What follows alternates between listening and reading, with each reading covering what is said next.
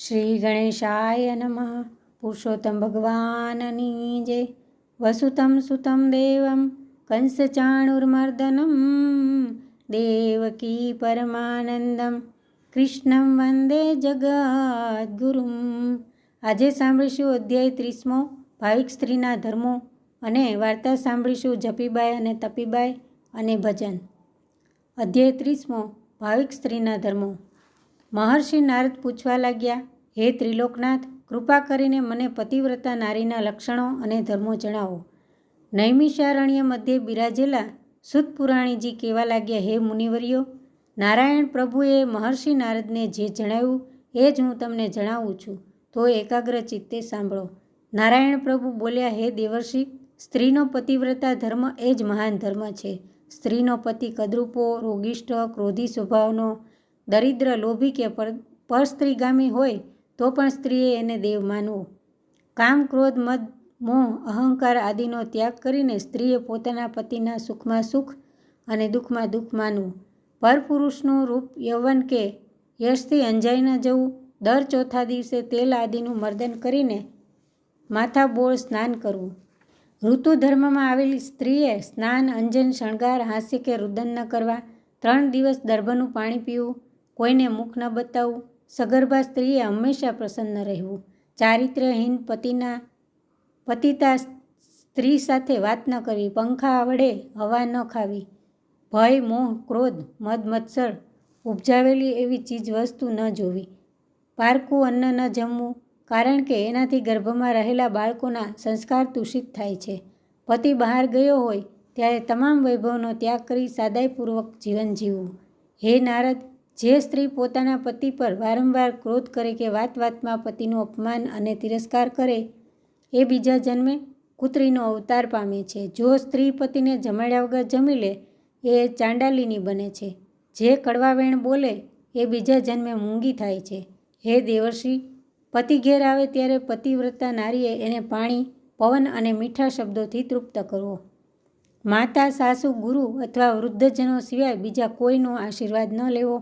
પતિની આજ્ઞા વગર કોઈ વ્રત કે ધર્માચરણ ન કરવું. પતિવ્રતા નારી માટે પતિ એ જ ગુરુ છે. જ્યારે પતિ મૃત્યુ પામે એ જ ક્ષણથી વિધવા સ્ત્રીનું તમામ સુખ ચાલ્યું ગયું એમ માનવું. વિધવા સ્ત્રીએ વ્રત, નિયમ, ઉપવાસ અને ધર્માચરણમાં જ જીવન વિતાવવું. કેશ વધારવા, ચાંદલો કરવો, કંગન પહેરવા, અંજન આંજવું, પલંગમાં શયન કરવું વગેરે વિષયી છે, તેથી તેનો ત્યાગ કરવો.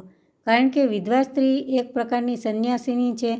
ત્યાગ, તપ, વ્રત, ઉપવાસ કરવાની અનુકૂળતા એને મળી છે એમ માની સાદાઈપૂર્વક જીવવું. આ સ્ત્રી ધર્મોનું દરેક સ્ત્રીએ અવશ્ય પાલન કરવું. તો આ હતો અધ્યાય 30મો. અને હવે સાંભળીશું વાર્તા જપીબાઈ અને તપીબાઈ. એક નગરમાં 2 પડોશણો રહે. એકનું નામ જપીબાઈ અને એકનું નામ તપીબાઈ. એવામાં પુરુષોત્તમ માસ આવ્યો. બંને જણા નદીએ નાહવા જાય અને નાહી ધોઈ ભગવાન સૂર્યનારાયણને હાથમાં પાણી લઈ અંજલિ આપતા. જપીબાઈ બોલે, જય જય નરપતિ રાયે. તપીબાઈ બોલે, જય જય પુરુષોત્તમ રાય. આ નગરીના રાજાનું નામ નરપતિ હતું. તે ફરતો ફરતો નદી કાંઠે આવ્યો. તેણે જપીબાઈને પોતાની જય બોલતા સાંભળી અને પ્રસન્ન થયો. બીજે દિવસે તેણે જપીબાઈને રાજસભામાં બોલાવી અને કહ્યું, તમે નિત્ય નદીએ નાહવા જાઓ છો અને મારા નામની જય બોલાવો છો, તેથી હું પ્રસન્ન થયો છું. લો, આ 5 સોના મહોરો અને આ સાકર કોળું, કોળાનું શાક કરજો. જપીબાઈ તો કોળું અને 5 સોના મહોર લઈને રાજાને પ્રણામ કરી ચાલી નીકળી. રસ્તામાં આવતા તેને થયું કે મેં રાજાની જય બોલી, તેથી મને કેવો લાભ થયો, અને તપીબાઈ તો પુરુષોત્તમ રાય કરતા ફૂટી કોડીએ પામ્યા નહીં. આવડા મોટા કોળાને જપીબાઈ શું કરે? એણે તો કાછાની દુકાને 50 પૈસામાં કોળું વેચી દીધું અને જય જય નરપતિ રાય બોલતી ઘેર ગઈ. રસ્તામાં તપીબાઈ સામી મળી. તેણે પૂછ્યું, બેન, ક્યાં જાઓ છો? તપીબાઈએ કહ્યું, શાક લેવા. તમે ક્યાં જઈ આવ્યા? હું રાજ દરબારે ગઈ હતી. રાજાએ મને તેડાવી 5 સોના મહોરો અને 50 પૈસા રોકડા આપ્યા. ભલે બહેન, કહી તપીબાઈ ચાલતી થઈ અને કાછાની દુકાને ગઈ. તેણે રૂડું મજાનું કોળું જોયું અને પૂછ્યું, ભાઈ આ કોળાનું શું લેશો? કાછિયાએ કહ્યું, બહેન 50 પૈસામાં લીધું છે, 60 પૈસામાં આપીશ. તપીબાઈ 60 પૈસા આપી કોળું લઈને ઘેરે ગયા. ઘેર જઈને કોળાને કાપ્યું તો અંદરથી હીરા, માણેક, મોતી અને સોના મહોરો નીકળી. પુરુષોત્તમ માસનો છેલ્લો દિવસ હતો. તપીબાઈ બ્રાહ્મણોને જમવા નોતર્યા. ભાતના પકવાન બનાવ્યા. બ્રાહ્મણો આનંદથી જમી ઉઠ્યા અને તપીબાઈની જય બોલાવતા બોલાવતા રાજમહેલ આગળથી પસાર થયા. રાજાને આશ્ચર્ય થયું. તેણે એક બ્રાહ્મણને બોલાવી પૂછ્યું, મહારાજ ક્યાં જમી આવ્યા? બ્રાહ્મણે કહ્યું, તપીબાઈને ઘેર. રાજાએ વધુ નવાઈ લાગી. તેણે વિચાર્યું કે મેં હીરા, માણેક, મોતી અને મહોરોનું ભરેલું કોળું તો જપીબાઈને આપ્યું છે અને તપીબાઈ તો ગરીબ છે. બ્રાહ્મણોને જમાડે તો જપીબાઈ જમાડે. જરૂર કંઈક ગોટાળો છે. રાજાએ તુરત તપીબાઈને તેડાવ્યા અને પૂછ્યું, તમે તો સાધારણ સ્થિતિના છો, તો આખા નગરના બ્રાહ્મણોને જમાડ્યા શી રીતે? તપીબાઈ સાચું બોલી, મહારાજ આજે હું કાછિયાને ત્યાંથી એક કોળું લાવી હતી. તેને કાપ્યું તો તેમાંથી સોનો મહોરો, હીરા, માણેક મળ્યા. તે વેચીને મેં બ્રાહ્મણોને જમાડ્યા. કોળામાંથી જે દ્રવ્ય મળ્યું તે કાંઈ તમારું ન હતું, તો કાછિયાને પાછું કેમ ના આપી આવ્યા? રાજાએ કહ્યું, મેં કાછિયાને પૂછ્યું, પરંતુ કાછિયાએ કહ્યું, આ ધન તમારા ભાગ્યનું છે, તેથી તમોને મળ્યું, મારે નથી જોઈતું. તપીબાઈએ એમ કહ્યું. મહારાજે કાછિયાને બોલાવ્યો અને પૂછ્યું, તે જે તપીબાઈને કોળું વેચ્યું એ ક્યાંથી રાખ્યું હતું, ક્યાંથી લાવ્યો હતો? કાછિયાએ કહ્યું, એ તો મને જપીબાઈ 50 પૈસામાં વેચી ગયા હતા. રાજાએ જપીબાઈને બોલાવ્યા અને કહ્યું, જુઓ જપીબાઈ, તમે આખો પુરુષોત્તમ માસ મારા નામની જય બોલાવી, તેથી મેં 5 સોના મહોરો અને લાખો રૂપિયાના રત્નો ભરીને એક કોળું આપ્યું હતું. તે કોળું તમે કાછિયાને વેચ્યું. કાછિયાને ત્યાંથી તપીબાઈ શાક માટે વેચાતું લઈ ગયા. માટે જે દ્રવ્ય તમને આપવું હતું તે તેમને મળ્યું. તમારા ભાગ્યમાં ન હોય તો તમને ક્યાંથી મળે? રાજાએ સૌને વિદાય દીધી. કાછિયો કહે, ભાગ્યની વાત જુદી છે. જપીબાઈ કહે, નરપતિ કરતાં જગપતિ મોટો છે. તપીબાઈ કહે, મને તો પુરુષોત્તમ રાય ફળ્યા. તે દિવસથી બધા પુરુષોત્તમ માસનું વ્રત કરવા લાગ્યા. તો આ હતી વાર્તા જપીબાઈ તપીબાઈ.